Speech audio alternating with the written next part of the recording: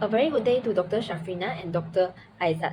And we are from Group 3. The topic today is the determination of thermodynamic functions of magnesium-silver electrochemical cell under varying temperature conditions.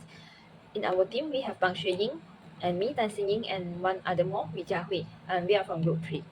So I will focus on the abstract part and the introduction part. The objective of this project is to determine the thermodynamic functions and the electromotive force of the electrochemical cell of magnesium and silver electrodes under varying temperature conditions. In this experiment, delta G, delta H, and delta S of magnesium-silver half cell were determined using the EMF measurements at different temperature. Based on the data, it can be concluded that the E cell obtained is directly proportional to the temperature. When the temperature increases, the E cell obtained increases. Gibbs free energy was determined using the formula of delta G is equal to negative NFE.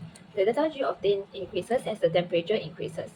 A graph of delta G against absolute temperature is plotted to determine the delta H and delta S from the equations of delta G equal to delta H minus T delta S.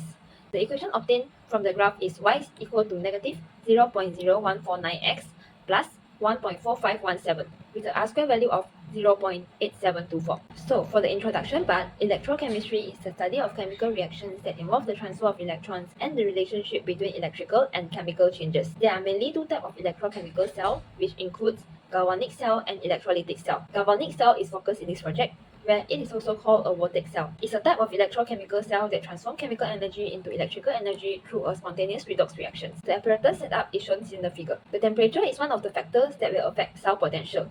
Thus, the Nernst equation is useful for predicting how changes in temperature will affect the cell potential, especially under non-standard conditions. As in this experiment, a few temperatures is used. The relationship between different conditions of enthalpy and entropy under varying Gibbs free energy is tabulated in the table. The graph of Gibbs free energy against absolute temperature shows that when the temperature increases, the delta G decreases. And now I'm going to talk about the methodology of our mini project on galvanic cell. For the setup, we use magnesium and silver electrode with 1.0 molar magnesium nitrate and silver nitrate solution. The apparatus included water bath, beakers, salt bridge filled with 0.5 molar potassium nitrate solution, sandpaper, copper wire with alligator clips, voltmeter, and thermometer. In the procedure, each clean electrode was placed into its respective beaker filled two-thirds with the electrolyte. A salt bridge was inserted to complete the circuit and the electrode was connected to the voltmeter.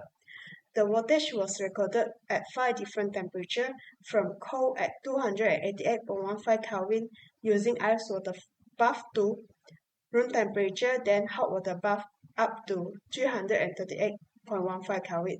The whole procedure was repeated 3 times to ensure the reliability of the experiment. Now I will moving on to the result and also discussion part. In this experiment, the electrochemical cell will involve the magnesium as the anode, as it has a more negative self-potential value, and then silver will act as a cathode, and the overall reaction will show at here. And then we also calculate the theoretical self-potential value as standard condition, and we got a value of positive 3.16 voltage. And then after we did the experiment, as you can see here, when the temperature increases, the self-potential value will also increase. So this is because the kinetic energy increase at higher temperature, the frequency of collision between the ion molecule will also increase, which then enhance the ion mobility and also reaction rate. After that, we also calculate for the Gibbs free energy by using this equation, G equal to negative NFE, where N is the number of mole electron transfer and F is the Faraday constant and E is the EMF value. And then after we calculate the delta G value, we can use the Gibbs-Helmholtz equation and comparing it with the linear equation of Y equal to Ms plus V. We can get the value of delta H and also delta F from the Y-intercept and also gradient. So from the graph, we get a positive delta S value, which indicates that the reaction is increased disorder and the reaction is spontaneous. This is consistent with our expected result, as the universe will always tend to move toward a more positive entropy side. And then we also calculate a positive delta H value, indicate that the reaction is endothermic and the reaction will absorb the heat. But although the delta H value is positive, the combination of the positive delta S and the temperature will lead to a negative delta G value, meaning that the reaction is spontaneous and also more variable. But need to take note that the graph was not perfectly linear, which suggesting that the delta H and also delta S value may vary slightly with the temperature, which is common in our real system.